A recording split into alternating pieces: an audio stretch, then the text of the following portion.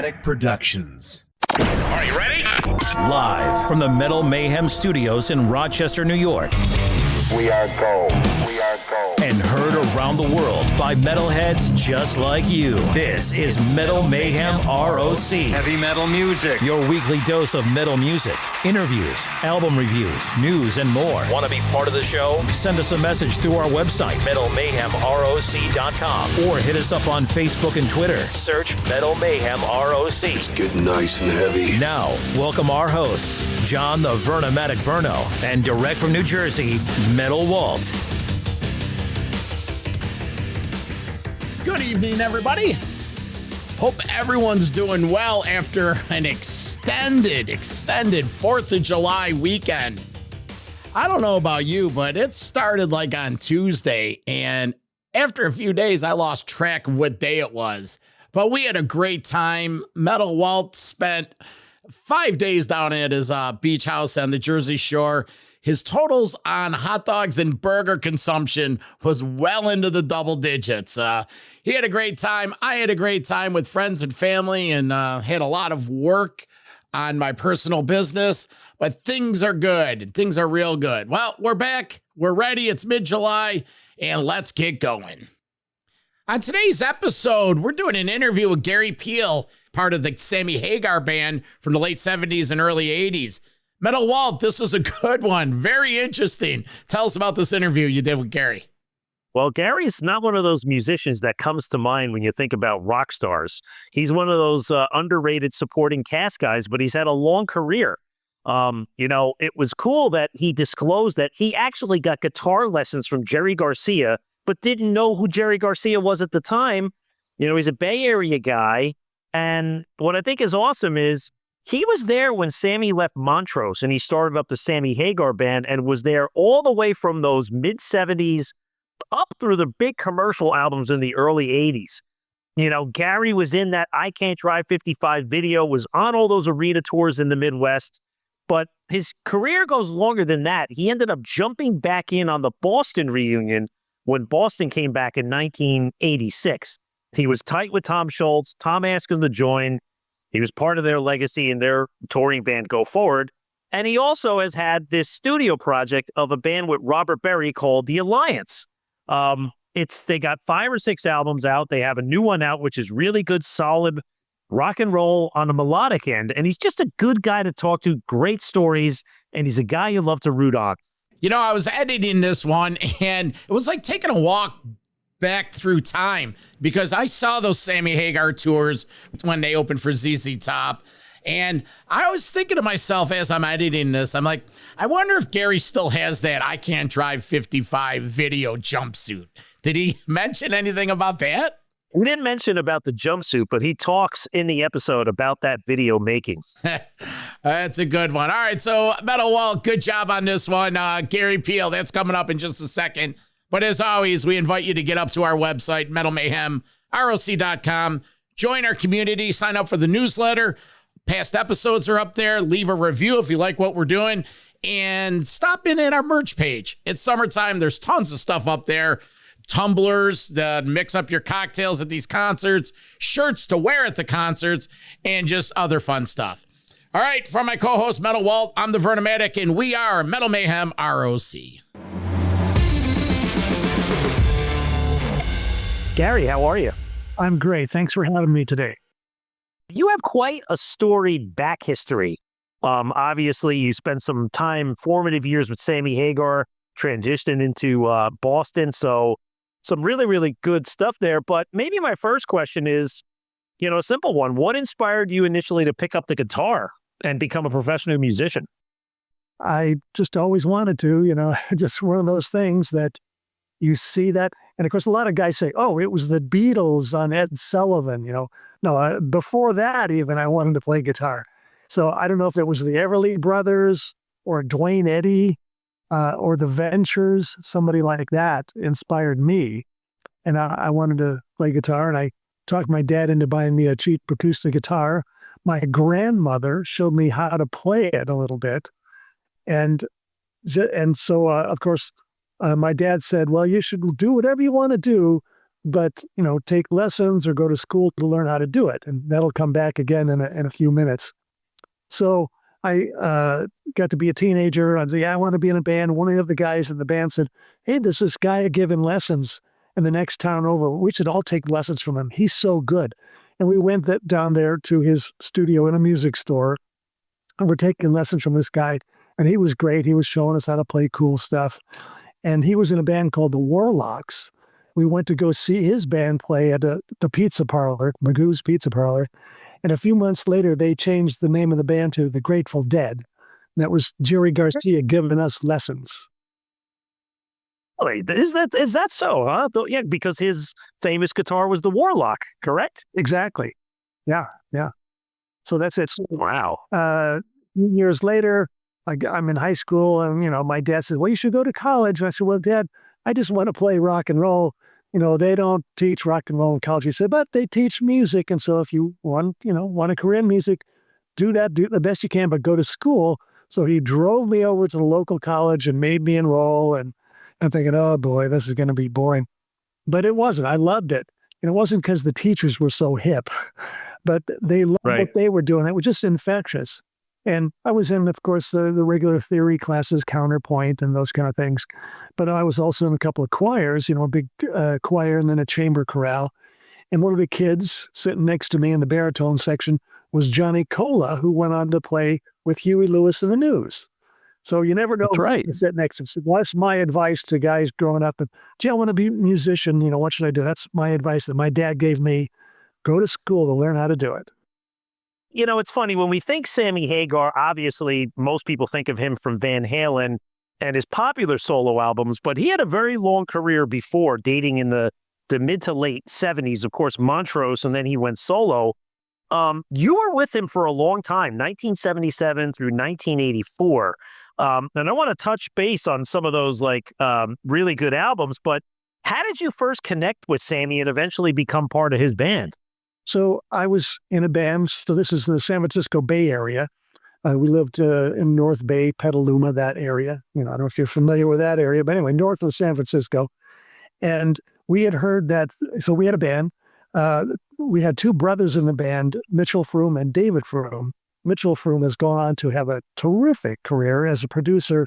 He's done Paul McCartney, Sheryl Crow, Crowded House, Los Lobos, Elvis Costello, on and on and on. Wow. So he was one of the brothers. So needless to say, he was a great musician, as was his brother. But we were looking for a singer, and we heard that Sammy had just left Montrose. So our manager somehow got his number, and Sammy said, well, I don't need a band. I've got a band, but I need to do a couple of gigs. Can I open for you guys? And so he did, and saw us play and this and that. And then we'd been together for a few years and just couldn't find the singer. Although at one point we actually backed up Norman Greenbaum for a while, Spirit in the Sky. Well, it wasn't quite the music that we wanted to play. We were, more heavy kind of rock and stuff. And Norman was, the acoustic singer-songwriter kind of stuff, Anyway, so long story short, Sammy's looking for a guitar player. And our manager says, why don't you go try out for Sammy? And I said, well, okay, sure. So I go down to try out for Sammy's band. I'm there at the audition. And while I'm there, Sammy's manager calls and said, hey, there was a gig here coming up. It's 2 nights. It was going to be Queen and Thin Lizzy. Queen had to cancel, but Thin Lizzy's going to headline. You guys could be the opening act if you have a guitar player. So Sammy turns to me and says, hey, can you do the gig? It's in 2 days. And I said, sure, yeah, I can do it. And so I went home and practiced all this stuff, and did the shows, and we got some nice reviews. And at the end of the shows, I was going to say goodbye to the guys, like, well, thanks for letting me sit in, and maybe, we can work together in the future, whatever. I was saying goodbye. And first I go up to Bill Church, the bass player. I said, well, it's been great working with you. Thanks a lot. He says, no, you're in the band. And I said, oh, nobody told me. I thought I was just kind of filling in, And so one of the tours that we did almost right away once I joined Sammy's band was to open up for the end of Boston's first tour for their first album.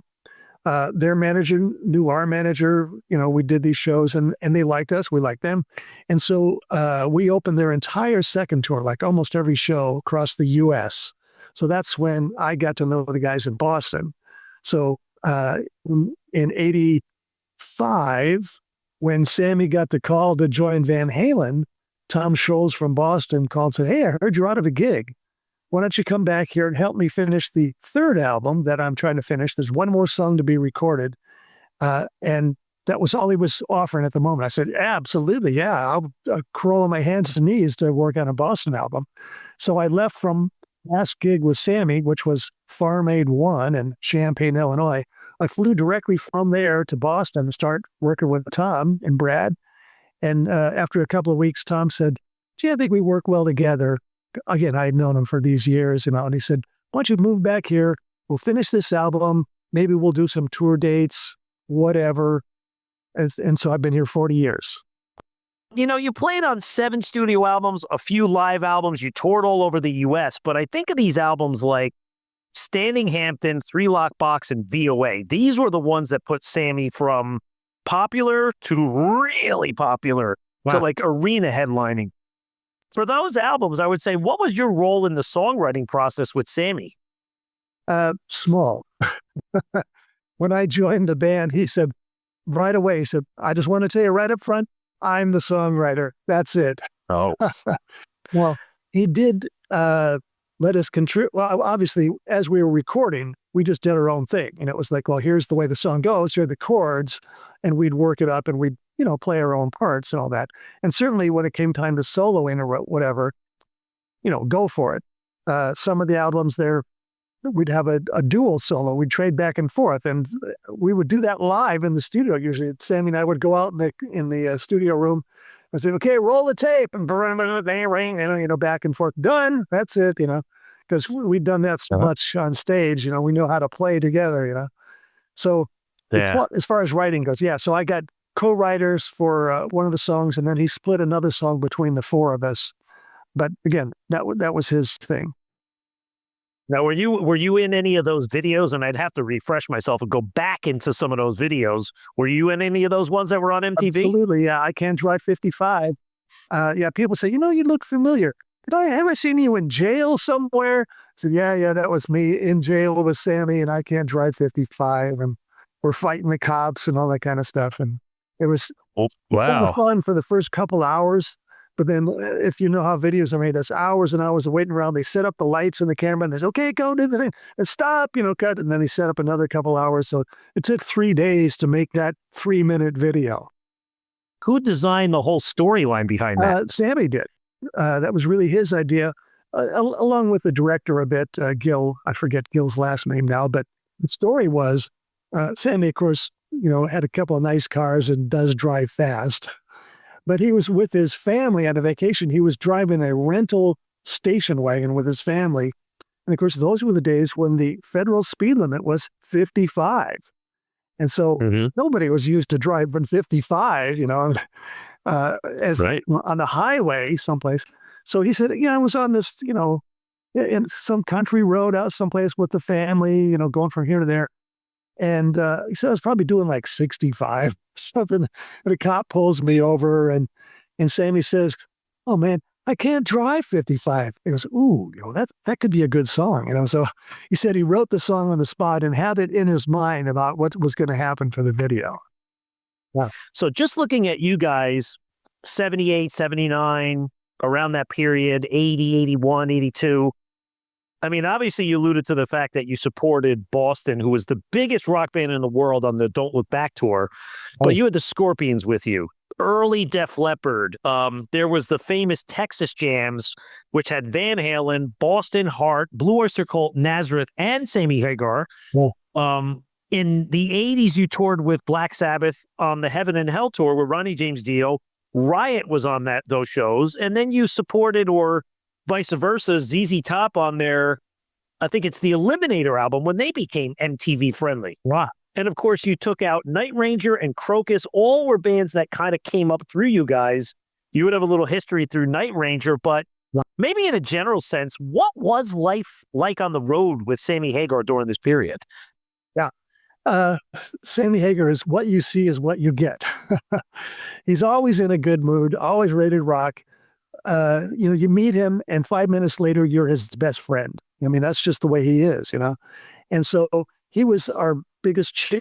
He said, this could be a great show tonight. Let's go get him. And we go out there and, we will just have a good time, you know?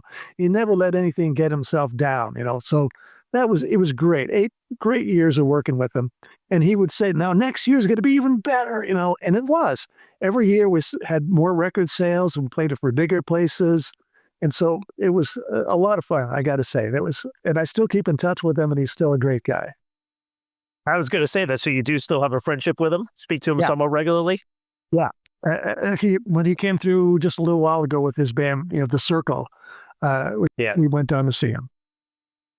Have you played with him? Got up on stage anytime in the last dozen years or so? Yes. In fact, he asked me if I wanted to jam this time, but he had Joe Satriani in the band. And I said, there's nothing I can do that Joe Satriani can't do 10 times better. That's fine. You don't need me up there. But the previous time he came through town, he had Vic Johnson in the band. And I've known Vic, of course. And I said, me and Vic will play. And Sammy said, here, you take my guitar. And so I took Sammy's guitar and we played a couple of old Sammy songs. I was thinking back to those Sammy days in the 70s. And I remember the Trans Am song. And then, he was also at that point where he was climbing up stage scaffolding and stuff like that in the old videos. Were you right there with him, or were you down at the bottom kind of looking up, making sure he's not falling off and breaking your amps? Yeah.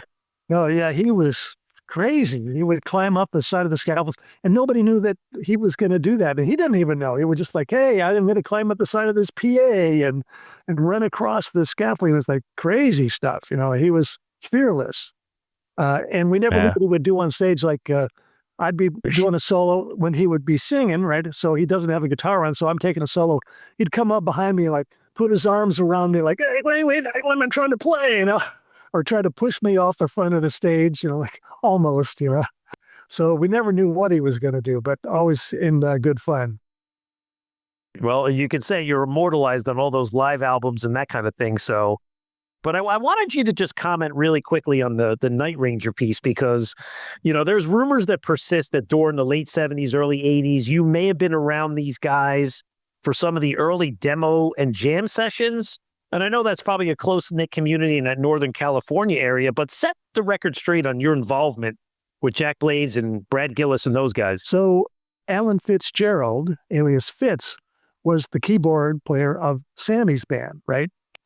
So that's when I got to know him, met him. He left to start his own band.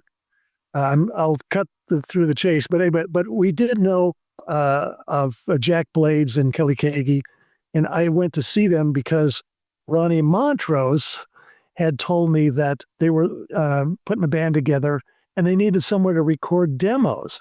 And I had a little recording studio in my house. And so I'd have some of my friends come over and make demos just for free, just because I enjoyed helping my other friends record demos. So anyway, Alan was putting together this band. And again, because he was in Montrose and Ronnie knew these guys, Jack Blades and all that, so they formed Night Ranger. And they recorded their first demos in my living room, one of which was Sister Christian. What was the demo like that? Was it done the way it is that we hear it on radio, or was it maybe done on an acoustic guitar or anything you remember from that? Yeah, it was pretty close to what it was. And I still had the tapes up until a couple of months ago. I finally sent them out to Kelly because I'd kept them all these years. I said, if you guys ever want these tapes, let me know. I still have them. And finally Kelly said, yeah, send them out to me. You never know what I'll do with them. They're demos. They're not quite as well recorded as the albums, but in essence, the arrangements were there. And of course, there were some songs that I recorded on their demos that aren't on any of the albums. And they said, yeah, maybe we'll put those as bonus tracks on something, in the future. Well, that's always, fans, they like to buy stuff. And when there's reissues or box sets or a certain career milestone, that's what fans like me look for, those unknowns, those nuggets. So, I know if we ever, if that demo ever sees the light of day, we know it came from you, but that's cool stuff. Metal Mayhem ROC.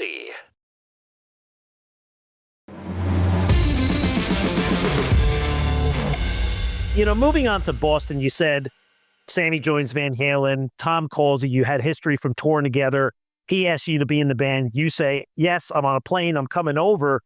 But I remember around this time, it was like major news. I was only 16 or so at the time. But, it's still mind-boggling to think that Boston, as big as they were up until then, only put out 2 studio albums, right? But then they come back in release Third Stage, and the hit Amanda was all over the radio, all over MTV. So let's say coming out of working with Sammy, like what were your impressions working with not just Tom, but Brad Delp? Well, again, because we had done all that touring together with them on the road, so I knew him. And I had kept in touch with Tom and Brad a bit over the years. Tom specifically because he started his own electronics company, the Rockman Company, where he made, first off, the small Rockman device that, about the size of a sandwich. And you plug your guitar in and have headphones, and it sounds like you're in a stadium, full distortion and echo and all that. So he invented that, and a lot of hit records were made with that. ZZ Top, Def Leppard, Jeff Beck, Paul McCartney, goes on and on and on about people who have used a Rockman to record songs for their albums. And so I had gone to a NAMM show, that's the National Association of Music Merchandisers, for Tom to demonstrate that. Tom said, hey, would you come down and help me demonstrate this at one of these trade shows? It's only open to, music store owners and buyers, not open to the public. So I went down there with Tom, and we would, demonstrate these products. And so because he knew that I had an electronics background, and that's the other reason we kind of, got to know each other, because he had, of course, this great pedal board that he had made, and I would always be asking, what's that? What does that do? How'd you get that sound here? And so we would talk electronics together. And so we had that affinity too. So it was, that's kind of how I got started with that end of things. Wow. Joining a big band like Boston, and again, after a hiatus, it was like, again, big news. But I know they were known at the time in the 70s for these big elaborate tours, big stage things. What was it like you joining into this band, like this big sonic landscape that existed? And that tour, I remember 1987 into 88, that was all the rage. Like, you have any favorite memories from that tour or just being out on the road? Oh, yeah. So, of course, the second album came out in 78. The next album, the Third Stage album that I was on, came out in 86. That's 8 years later. Just think of some kid that gone through high school and college between albums. That's a long time. Like Andy Warhol said, we're only entitled to 15 minutes of fame, right? So, right. So Tom had no idea if we'd have any fans at all. And so, he finished the album, said, well, I'd like to do some shows, maybe a dozen or so. If people come to see us, he said, I don't know, I have no idea. Well, of course, as it turned out, Amanda went to #1. The album went to #1. It was the biggest tour that band had ever done. We sold out all these places. We set records. We set 9 nights here at the Worcester Centrum. It was crazy. We had no idea it was going to be that big. But leading up to that, again, we weren't quite sure. And we were all using the new equipment that Tom had, again, just designed. And when we think about that, Boston's the only band in the world that uses amplifiers on stage that he has invented. What other band does that, So anyways, so we got all this brand new gear that he's just invented. And I, of course, started working at the electronics company with him because I knew some electronics. And we got all the gear. We brought our crew guys in, and they'd never seen anything like this before. They had no idea how it worked. It didn't look like a regular amp, with the volume, treble, middle bass, controls. It was all these little blue boxes with sliders and faders and stuff. And the crew guys had no idea. Only Tom and I did. So we'd have to show them how it's all set up. And we had miles of cable to make things all work together. And instead of using speakers on stage that you would then put a microphone in front of to, amplify that for the PA, everything went direct. So again, it's like the first time anybody, or certainly any large band, had ever done this before. So we're really breaking some ground here, and we're months and months in the rehearsal hall trying to get it all work, lining up a new band because the other guys had left. And so we got Dave Sykes on bass, Tug Huffman on drums, Brad and Tom and me, and trying to, get it all together, get all the sounds correct for all the albums. And we were supposed to do 4 warm-up shows before our first big show, which was a Texas Jam. I'd done 4 Texas Jams already with Sammy, so I knew, it's like the Cotton Bowl, whatever, 80,000 people or something, yeah. And so I knew what those were all about. So we were going to do like 4 warm-up shows before that. So, okay, great. But we weren't ready. The stuff wasn't working right. We were, in rehearsal, we canceled the first 3 warm-up dates. And now we got one show. It's in Rochester, New York. And we're going, oh, man, I hope all this stuff works. Because as we would rehearse, we'd be playing along, and we'd stop in the middle and say, oh, this isn't right, change this. We never play the set all the way through without stopping. We've got to fix this, change this, get a chord, plug this in. And so we get there, and I'm crossing my fingers like, oh my God, I hope this works, And so Tom gave us the pep talk before we go on stage. We're going to get out there, we're going to rock, and it doesn't matter if things break down. We're just going to keep rocking. It doesn't matter. Just let's go. Yeah. So we all run out on stage, and everything worked perfectly. And I'll tell you, I got a lump in my throat. I look over at my crew guy, and we're going, man, it's working. That was, I got to say, a highlight of my career. Well, man, that's a big accomplishment. And then to take that whole show out. But, it's nice. I'm looking over your left shoulder. It looks like you have the album. With is that a platinum album plaque behind you?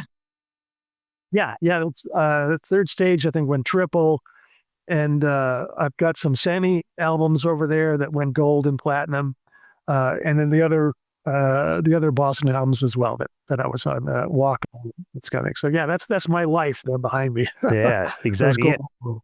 Now, again, moving past third stage, I mean, yes, you put out 3 more albums, 3 more studio albums. And then, of course, there was the untimely death of Brad Delp. You had a couple other guys coming in, including Michael Sweet from Stryper did some vocals for you guys as well. But, it's funny in looking at the duration between the albums and then knowing that you're a gearhead, a guitar guy, Tom is too. I mean, is that one of the reasons that maybe things took so long with him? Is he was like meticulous to a fault? Why there would be 6-7 years between albums? Well, he's certainly a perfectionist, as you can imagine. Yeah. So he just wants to hear all the possibilities. It's not that he's slow, but he just wants to hear everything. Like, let's try this, and maybe this is better, maybe that's, And he said he'll work on a song for months and then throw it away and say, it's just not good enough, So that's good. And the way he works, he'll just keep on going and keep trying until he's happy with it. Now, the big magic question is there a future for Boston, and what will your role be in it? And do you and Tom talk sort of what's next? He's always working on songs, and just as in the past, he'll work on a song and then he'll call me in or one of the other guys to play their parts or whatever. And then he'll work on that alone in the studio and fix things and change things around and all that. And so I'm hoping there will be another album and tour. Of course, next year will be the 50th anniversary of the first album. So I'm hoping that there will be a tour for that, but we'll just have to wait and see. No official word yet. Okay, that sounds good. Well, fingers crossed here. Well, Metal Mayhem ROC will be there to support you guys. So if you're enjoying this interview, please leave a review and subscribe to the podcast wherever you are listening. So we're going to take a quick break. We'll be right back. We're talking with guitarist Gary Pihl about his history in rock.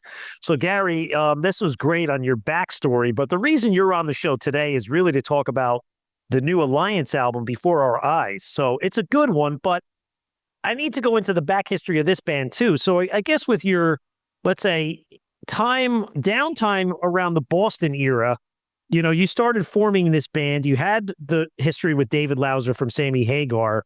So Alliance was formed in 1993. So again, set the record straight. It's you, David, and bassist vocalist Robert Berry, who's best known for his time in GTR as well as 3, which was an offshoot of Emerson, Lake and Palmer.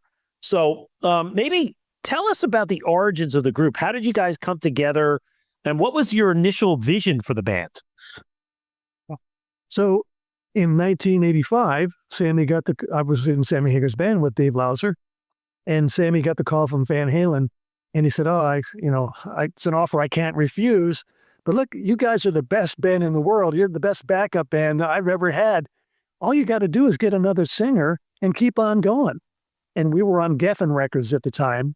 And so they tried to connect us with some other people, at least they started to. And one of those was Robert Berry, that they had known, again, through Keith Emerson and those bands. But as it happened, I got the call from Tom Scholz. And as I say, I left from our last gig with Sammy, went directly to Boston. So I wasn't able to put that band together with the other guys. As it turned out, our keyboard player at the time, Jesse Harms, went to play with David Lee Roth, of all people, talk about small world. Yeah. But Dave Lauser had met Robert Berry at that point, and so they talked about putting a band together. So I joined Boston, we do the big tour. Tom says, it's going to take a few years to make the next record. If, any of you guys want to do anything else, solo albums or whatever, now's the time, go do it.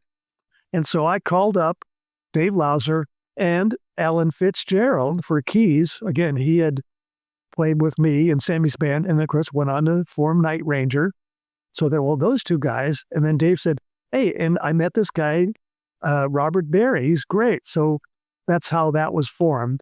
So Alan Fitzgerald, played on the first few Alliance records with us, but then he basically retired from music. He's not even playing anymore. But so that was the core of that band, the four of us as Alliance. Yeah.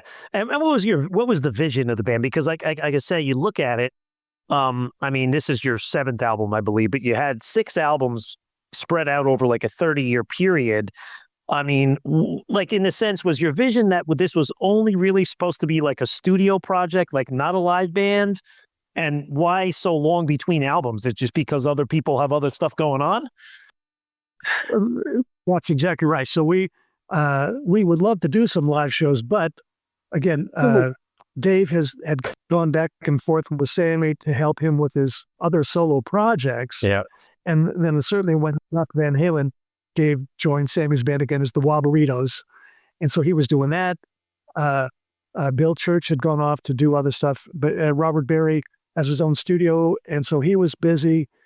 And certainly me with Boston, all the touring that we had done, that we just didn't have time to make records faster and or tour with them. But we would love to, because we certainly all enjoy playing. And again, I had played with Dave and Fitz live with Sammy's band. So, we knew we could rock together. And Robert's great on stage. The other band that we actually play and that we do perform around the holidays is something that Robert had put together called December People, which is a charity band that he had formed where you play traditional holiday songs, but in the styles of classic rock bands. So we do something that sounds like ZZ Top. You go, da, da, da, da, you better watch out, you better not cry, Santa Claus is coming to town, and we do a song that starts acoustic guitar, ching, ching, ching, ching. Sounds like The Who and Pinball Wizard, but it's joy to the world, the Lord is God. So it's all Christmas songs, but sounding like classic rock bands. And every show we do is a benefit for a local charity, usually a food bank. So again, the 3 of us plus some other guys do that. Where are those shows performed? What area of the country? California, because that's where all the other guys live. So, okay, good. Well, that sounds pretty cool. But I see you, Gary. You got quite the pipes. You can sing too. Well, I can do backup. Okay.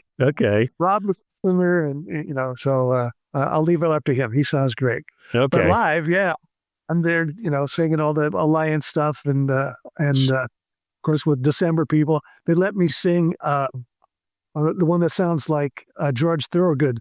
All I want for Christmas is my 2 front teeth. That's cool. I love that. I'd love to hear that someday. That sounds like a fun night out. But let's get into the new album. So Before Our Eyes, it's 11 songs. So Gary, why I was drawn to, listening to the album and getting in touch with you to talk about it is, again, I grew up in the MTV era, like early 80s, and there's a certain warmth and familiar throwback feel to the music, yet it's fresh, in my opinion. And it just reminds me of some of the stuff that was out there in MTV in the early to mid 80s, where they were like simple yet solid, catchy, and melodic rock songs. It reminds me so much of that stuff. So, for this new album, the question to you is like, how would you describe the sound you set out to achieve on the songs? Well, in Europe, and of course, our album is on Frontiers Records. Right. They're from Italy. And so they call this melodic rock. Yeah. Over there, they really separate the different styles of music with a name to them. So, yeah, that's what we are. We're melodic rock. Whether we knew it or not, that's what we are, Well, it's just rock, but no, it's melodic rock, Anyway, but yeah, that's the stuff that we grew up on. Those are the songs, thanks to classic rock radio, still get played. My kids will say, "Oh, gee, I heard this great new song by Jimi Hendrix or Cream or something, or Led Zeppelin." I said, "That's what I listened to when I was your age." And I was like, "Where are you hearing that?" "Oh, classic rock radio." I'm like, so yeah, that kind of sound is timeless. So yeah. We're stuck in the melodic rock era, whether we knew it or not. Well, but I think it goes past, because there's a lot of subgenres of melodic rock, and we know Frontiers well. We do a lot of promoting for them, and there's all different types of melodic rock. So we're going to come up with a new subgenre for you guys. Melodic, vintage, classic, throwback, AOR, radio, FM style rock, or something like that. We'll come up with a new one. I'll make sure I tell John Freeman that. But, Gary, another thing, an observation. What's that? Sorry, I was going to say, I'll just call it Alliance rock. There you go, Alliance rock. That's fun. A funny story about Alliance. In my real job, I'm an Alliance manager, so it makes sense. So we're aligned in a certain way with names. So just in a different industry. Oh, that's great. But Gary, your guitar work. This is another thing I observed that I liked was it's quite adept and diverse on the album. Yet I feel like the songs don't require you to shred away at like lightning speed. It's not what the songs need. And again, this is quite refreshing because I hear so much variety in your playing. So just how did you approach the guitar work? Well, that's just me. One of the things I have done is to build my own amplifiers that I use for recording. I didn't want to use the sound that I used with Boston. That's the Boston sound. I mean, you hear the first couple notes of a Boston song, you hear that guitar sound, it's like, that's Boston, Well, I don't want to do that for Alliance, I want my own sound. So I built my own tube amps, and that's what I use for the record. And same thing with, as we say about the sound of the songs, yeah, that's my style is more like the classic rock stuff. It's not a million notes per hour, like that's just not me, And so, like on one of the songs, I think it's Too Many People, I do actually two solos. The first one, I use a Strat. I don't know if you're familiar with the sound, but it's clean, clear, kind of sounds a little bit like Hendrix, I wish. But it's got that cleaner kind of sound. And then right after that, I do another solo that uses a fuzz tone. It's like Robert Barry had it. I said, "Oh, I want to use that." He had it in the studio, right? I said, "I got to use that." And it's one of those old green ones. It's called Fuzz Tone. Okay. And it was the one that Keith Richards used. Satisfaction. It's that sound, I'm going for all the sounds that I used to know and love and trying to incorporate those. And other sounds, like there was another song where I wanted the solo to be backwards. In the old days, we actually did that. We flipped the tape over, try to record and try to play along with the tape, because you hear the drums go, you're not quite sure where you are in the song, and then play that back and it would sound backwards to the rest of the track. Of course, the Beatles did that back in the 60s and all that. These days, when you're recording on a computer, you just hit the button that says reverse. What song is that on the album? I can't remember the song. You don't hear it on there, but maybe Good Life? Good Life, possibly? Because there's there's some synthesizer passages in that one that I think like, and that's the one track I see in the album that there's a lot of guitar variety in that work, and yet it all seems to come together. It could be. I'm blanking on all the names of all the songs, but the point is you have to think ahead because you're starting backwards. You're starting at the end, and then it goes to the beginning. So you have to, know that where you're going with it in reverse. But again, it's a lot of fun to throw those things in there. Yeah, it's a good sonic listening. Like I even go to the top of the album, your single and video Tell Somebody. It's a perfect choice to kick off the album. The video's cool because there's kind of a teenager spray painting graffiti on a city wall. So I don't know, the title sort of suggests a sense of frustration or acceptance in whatever. So like what emotions were, conveyed? What were you guys trying to convey in the message of this song? We try to write songs that have a positive message on all of them. And so,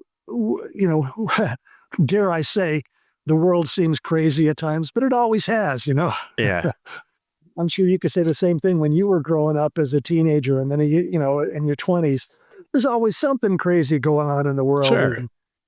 And so that's what we usually try to acknowledge. Like, there's always something going on, but we try to have a positive attitude about it, but also to tell somebody, tell people how you're feeling about it, or it's okay that you're feeling bad about this. We're here with you. It's the camaraderie thing. So I hope that's what comes across. Yeah, it's a good track, and it sticks. It's a memorable one. It sticks with you. You're humming it all day.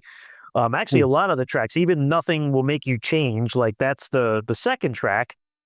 This one is it's so bright, so melodic and upbeat. Like to me, like if there was going to be a song on FM radio, this would be it. And then that subtle guitar solo and Robert's bass playing, they just complement each other so well.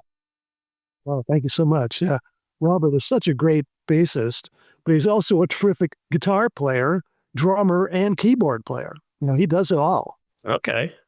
So a song like Face of Justice, right? This one's a rocking song, but I hear a lot of different stuff on this one. There's slide guitar, there's some harmonica. Is there maybe a banjo in there? So it seems like you guys went outside the box for this track. Yes, that's me playing harmonica. Okay. Robert playing banjo, and me playing slide guitar. Okay. So and it's just all the influences that we'd had growing up, and gee, I think this will work. Let's try this in here, And I got to say, our drummer Dave Lauser sometimes tells me what to play. He'll say, "Oh, it needs a big chord like blang right here," And I go, "Okay, great, let's try that," And so people say, "What? You have the drummer tell you how to play guitar?" And yes, because if he comes up with a good idea, I'm glad to do it, So that's one great thing about the band. Like no ego involved. I don't mind the drummer telling me how to play guitar. Well, that sounds like also must be that you guys are actually spending some time together versus trading everything over the computer. Absolutely. Oh yeah, we always get together at Robert's studio in San Jose. That's where we record. So we'll come in with ideas and then, throw them down like, here, how about this? I'll try this. And again, Dave, our drummer, is a great arranger. He'll say, "Oh, no, that shouldn't be the verse. That should be the chorus. The other part, that's the verse." So we'll mix and match stuff right there on the spot. One of the songs we did, we had the ideas like, okay, I got this guitar riff, and Robert said, I got some lyrics, and Dave says, I think I got a groove that'll work with that. We're in the studio. And so Dave says, Robert, roll the tape. I'm going to, go play drums. Gary, you play along with me. We played that song. So we wrote that 4-minute song in 4 minutes. Wow. See that? And it certainly, you would think it would take you weeks or time or months or whatever, but look, sometimes the magic just happens. So I'm always curious when you speak to veteran bands, like, is there a writing process? Like, does the music come together and then the lyrics and the singing come over, or are there any lyrics and verses already prepared and then you write the music around it, or is it a little bit of both? It's both. It's all those things. Sometimes I'll wake up in the middle of the night and I'll have a guitar riff in my mind, or a vocal line, or some words or something. So it could be anything. And it's wrong. It'll just happen. Some lyrics. Dave, the same way, he'll have a lyric idea, And then I think I wanted to go like this, and he'll sing something. He's not the best singer, but he'll go, you know, and we'll say, okay, I know what you're trying to do. Hey, let's go with this, you know. So yeah, for all of us, it's just whatever comes to us. Oh, that's pretty cool. There's a lot of good material on this album. I'm not going to lie. Songs like Can't Stop Messin', that's a heavier, bluesier track, like a kind of little down-tuned or whatever you want to call it, but a big ripping solo. Again, that's one where I go, wow, listen to Gary on that one. And then you have A Bone to Chew On, where again, it's got like a bluesy feel, but there's a bit of a groove and a stomp to it. Like I call it a stomp. And then there's a, hey, you know, this little chant, there's some strings layered in there. So, you know, and even the lyrics are good on that one. So what about those tracks? Any memories of those? Yes. Can't Stop Messin', that's Dave Lauser's song.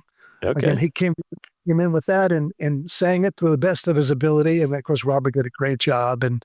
And so we all bring slightly different backgrounds that we have. Dave grew up playing in R&B bands in Southern California, where he was sometimes the only white guy in the band. Mm-hmm. So he knows how to groove. And so he loves that blues stuff. I'm from Chicago. So people say, oh, you're a Chicago blues guy. Well, no, I was 10, so right. I wasn't hanging out in clubs, at that age, but I heard a lot of, obviously blues on the radio and country stuff as well. Robert, of course, was into the prog rock thing, obviously work with Keith Emerson, Carl Palmer, yep. and GTR. So we all have a little different something that we're coming from. And we just throw that in because that's who we are. Yeah, it makes for a nice, complete body of work, I've got to tell you. I'll throw one quick thing. As I was taking lessons from Jerry Garcia, in his little studio, over in the corner, there was a banjo. And of course, I'm thinking, banjo, that's not very rock and roll. I said, whose banjo is that? And he goes, no, that's mine. I said, you play that? He says, oh, yeah, bluegrass, blah, blah, blah. And it really opened my eyes like, wow, I guess you can play anything. It doesn't, you can play anything. It's just good. If it's good music, it's good music, I know you commented on that, on the Garcia thing, but now you're making me think of other questions. Like, how many lessons did you take with Jerry? And did you ever, meet him 20 years later and go to a show and be like, hey, I was one of those kids you taught? I never met him again. We only took a few lessons because, whatever, they changed their name to the Grateful Dead and they went off and he stopped giving lessons. Yeah. But I never got to meet him again to say, hey, it's one of those guys, Yeah. How about a photo? Did you get a photo from that session? No, I'm afraid not. Yeah. Oh, well, but it's a great memory and a unique story. So, Gary, this has been an awesome hour of talking about your history here.